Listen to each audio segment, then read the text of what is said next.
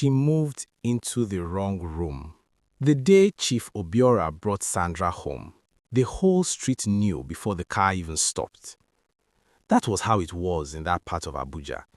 The kind of neighborhood where the houses had names on the gates and the generators never stopped running, where everybody minded their business loudly. The black Mercedes came through the compound gate at 4:30 in the afternoon. Sandra stepped out first, young, polished, smiling the smile of a woman who believed she had won something. She looked up at the mansion the way people look at things they have wanted for a long time, slowly, taking it all in. Chief Obiora came out behind her, one hand on her back, guiding her forward. Ngozi was standing at the top of the entrance steps. She had known since morning. Not because anyone told her, she had simply woken up and felt it the way you feel a change in weather before the rain arrives. She had dressed carefully. Deep burgundy wrapper, gold earrings, back straight, face still. She watched Sandra walk toward her across the compound. She said nothing. Chief Obiora cleared his throat. Ngozi, this is Sandra. She will be living with us from today. Ngozi looked at Sandra for a long moment. Then she nodded once, turned and walked back inside. That was all. No tears, no shouting, no drama for the street to carry from compound to compound. Just a woman who had decided the day would not find her on her knees. Sandra watched her go and turned to Chief Obiora with a small smile. She's not even going to fight? Chief Obiora put his arm around her shoulder. Ngozi knows her place. That sentence would cost him more than he understood, but not yet. The first 3 days Sandra spent rearranging. She walked through every room in that mansion with the energy of someone claiming territory. The kitchen, the sitting room, the guest rooms, and finally, the master bedroom. The large room at the end of the upper corridor with the cream and gold headboard and the thick carpet that swallowed sound completely. This is our room, she told Chief Obiora. He nodded. Of course. Ngozi had already moved her things to the smaller room at the other end of the corridor without being asked, quietly, neatly, as if she had been expecting this for a long time.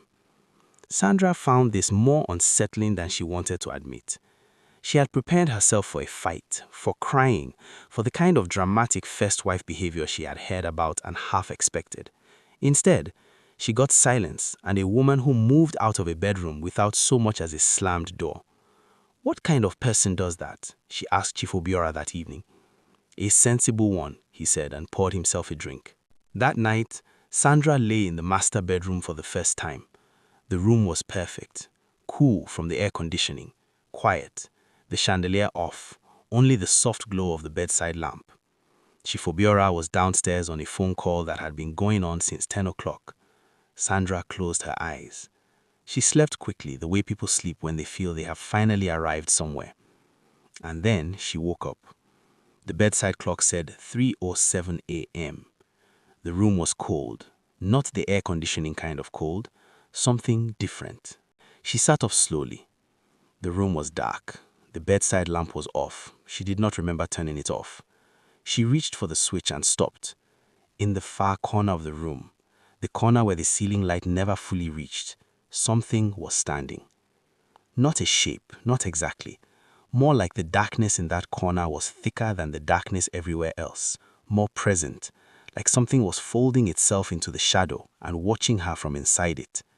Sandra opened her mouth. The sound that came out was not a scream. It was smaller than that, a sound a person makes when their body reacts before their mind has finished understanding what their eyes are seeing. Then Chief Obiora's footsteps came heavy and fast up the stairs. The light came on. The corner was empty. He stood in the doorway looking at her sitting upright in the bed, both hands gripping the sheets, eyes locked on the empty corner. What happened? He said. Sandra looked at the corner, then at him, then back at the corner. There was something there, she said. He looked at the corner, walked to it, looked up at the ceiling, looked back at her. There's nothing there, he said. You were dreaming. Sandra did not answer, because she had not been asleep when she saw it, and whatever it was, it had been standing very still. Chief Obiora turned off the light and came back to bed. Sandra lay down but did not close her eyes again until morning. In the smaller room at the other end of the corridor, Ngozi slept completely undisturbed. She always did. Now I know you enjoyed this story. Thanks for watching and please subscribe to get more interesting stories like this.